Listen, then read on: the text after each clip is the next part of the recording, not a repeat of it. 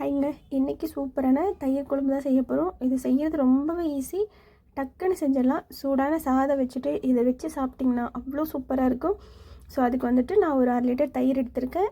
தாளிக்கிறதுக்கு கருவேப்பிலை, காஞ்ச மிளகாய், வெங்காயம், அப்புறமா நீங்கள் காய் வந்து ஆப்ஷனல் தான், வேணும்னா சேர்த்திக்கலாம், இல்லாட்டி வேண்டாம். நான் வந்து பீன்ஸ் எடுத்திருக்கேன். பீன்ஸை வந்து நல்லா விரல் சைஸுக்கு கட் பண்ணிக்கோங்க. இப்போ ஃபஸ்ட்டு பீன்ஸை வதக்கிக்கலாம். ஸ்டவ் ஆஃப் பண்ணிவிட்டு கடாய் மேலே வச்சுட்டு அதுக்கப்புறம் மசாலா ஆட் பண்ணிக்கோங்க. மஞ்சள் தூள், கரம் மசாலா, உங்கள்கிட்ட சாம்பார் தூள், குழம்பு தூள் எது இருந்தாலும் அதை சேர்த்திக்கோங்க. சேர்த்துட்டு கொஞ்சமாக உப்பு சேர்த்து நல்லா கலந்துட்டு நம்ம கட் பண்ணி வச்சுருக்க பீன்ஸை உள்ளே சேர்த்து நல்லா வதக்கி விடுங்க. ஸோ அந்த எண்ணெயிலே பீன்ஸ் வந்து நல்லா வதங்கி நல்லா சுருண்டு வரும். அது வரைக்கும் அது வந்து வேகட்டும். நீங்கள் 2 நிமிஷம் அப்படியே மூடி வச்சிட்டிங்க அப்படின்னா நல்லா வெந்து வந்துடும். அதுக்கப்புறமா நம்ம எடுத்துடலாம்.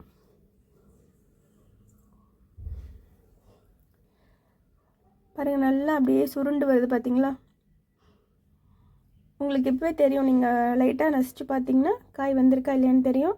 ஸோ வெந்துடுச்சு அப்படின்னா நீங்கள் எடுத்துடலாம். இதே கடையில் இன்னும் கொஞ்சம் எண்ணெய் விட்டுட்டு கடுகு, உளுத்தம் பருப்பெல்லாம் வேண்டாம். நம்ம கருவேப்பிலை, காஞ்ச மிளகாய், வெங்காயம்லாம் வச்சுக்கோ இல்லைங்களா? ஸோ அதை வந்து உள்ளே சேர்த்துடலாம். வெங்காயம் வந்து உங்களுக்கு என்ன சைஸில் கட் பண்ணணுன்னு இருக்கோ அந்த சைஸில் கட் பண்ணிக்கோங்க. நான் வந்து ரவுண்ட் ஷேப்பில் கட் பண்ணியிருக்கேன். நீங்கள் நார்மலாக ஸ்லைஸாக கூட கட் பண்ணிக்கலாம்.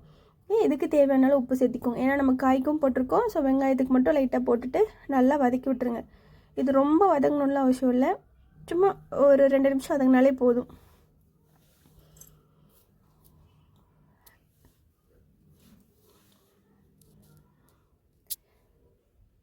அவ்வளோதான், வதங்கிடுச்சு. இப்போ நம்ம வந்து எடுத்துடலாம். இதை சூட்டோடு போடாதீங்க. ஒரு 2 நிமிஷம் வெயிட் பண்ணிவிட்டு ஆறுனதுக்கப்புறமா போடுங்க. ஏன்னா சூட்டோடு போட்டிங்க அப்படின்னா தயிர் வந்து ஒரு மாதிரி திரிஞ்சு போயிடும். ஒரு 2 நிமிஷம் இருந்துட்டு அதுக்கப்புறமா நீங்கள் ஆட் பண்ணிக்கோங்க.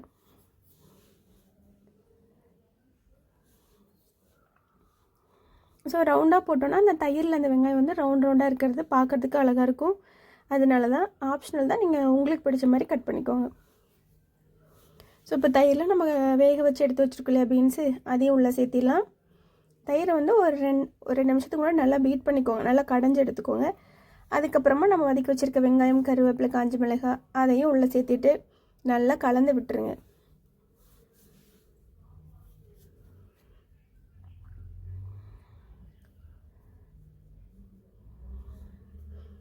நல்லா மிக்ஸ் பண்ணிவிட்டு உப்புலாம் கரெக்டாக இருக்கா அப்படின்றத செக் பண்ணிக்கோங்க. அவ்வளோதான். இதை செய்கிறது மட்டும்தான். சூடான சாதம் இருக்குது அப்படின்னா இது கொஞ்சமாக எடுத்து ஊற்றிட்டு சாப்பிட்டீங்க அப்படின்னா சூப்பராக இருக்கும். ஸோ கூட தொட்டிக்கிறதுக்கு ஊறுகாய் இல்லை சுட்ட அப்பளம், உங்களுக்கு எது வேணுமோ அதை எடுத்துக்கலாம். அவ்வளோதான். இப்போ நம்ம சாப்பிட போயிடலாம்.